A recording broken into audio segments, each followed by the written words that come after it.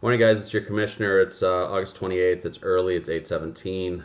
If you haven't checked your emails by now, I recommend you do. There's an email waiting from the spin department of Cool Hand Luke trying to justify their drafting of Tony Romo, and even though he's out 6 to 8 weeks. So it's kind of rambling, which a spin department email kind of should be, throw you off the trail. I mean, he talks about Groves 4B, unknown green jacket photos. I can only imagine that they're possibly of Mike, because that would be kind of embarrassing and a little sickening. I don't know. Then he goes into Down Under and the 7% share that was sold to Rafi yesterday. And he mentions a shameless attempt to revive a struggling franchise. Well, that we know is true. But he also mentions down at the end that Joel is Rafi. That we know is true. And if you haven't watched the league and don't know who Rafi is, I recommend you watch the league and you'll understand that Joel is Rafi. But then he goes into throwing under two-time champ Taco Corp under the bus with some bad 70s porno music blaring from PV speakers. I think that was uncalled for, Martin. Taco Corp, we know, does not blare bad 1970s porno music from PV speakers. If anything, he does it from the Xcel Energy Center or US Bank Stadium. So let's get those facts straight. But then you go on to trying to blame CBS Sportsline for Tony Romo having an injury and listing his status as hot.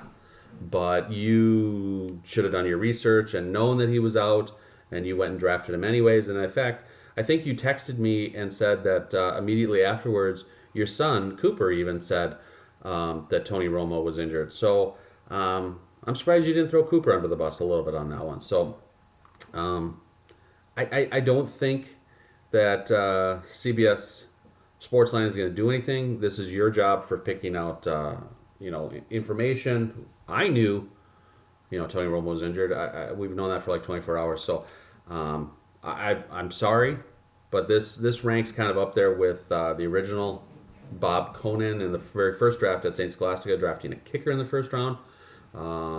Greg Blodgett drafted Joe Montana when he was out for the season. So that, I mean, there's Bucky moves, and I think drafting Montana is up here.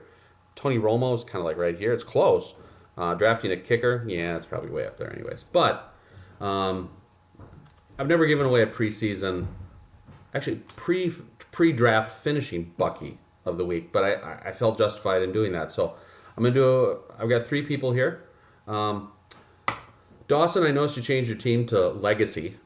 I'm hoping that is just because Legacy at St. Scholastica. But I don't know. I just saw that you're the third team to change their name. And really, Legacy, you're much better than your dad. At fantasy football and everything else, though. Don't tell him. Luke, you held up draft for like an hour, throwing a late trade offer in there and just threw the whole... We were cruising along in the first round. I think the first 6 picks, we went boom, boom, boom, boom, quick, and then boom, you just screeching halt. You're getting a nomination. And Martin, for all the reasons I just explained, drafting Tony Romo, I don't know what else to say. So, of these three, we don't even need these two. Martin, you got the preseason, pre-draft finishing Bucky of the week. God bless you. You attempted to throw us off the trail, but we saw right through it. So, all right, guys, let's keep going with the draft. We're doing well. Have a good Sunday. See ya.